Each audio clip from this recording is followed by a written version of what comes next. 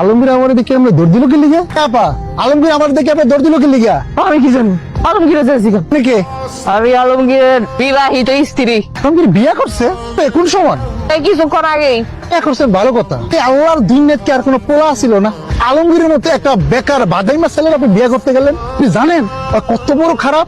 ওই পাশের গ্রাম থেকে এই গ্রামের মেয়েগুলোর অতিষ্ঠ করে ফেলায়। ওর যন্ত্রণায় আমার খালাতো বোন সুমাইয়া ঠিক মতো কলেজে যাইতে পারে না, তো পড়াশোনা করতে পারে না। এই জন্যই তো আমার খালায় ওরা দেখলে জুতা দিয়ে দৌড়ায়। আর আমার খালাতো বোন সুমাইয়া তো সহ্যই করতে পারে না।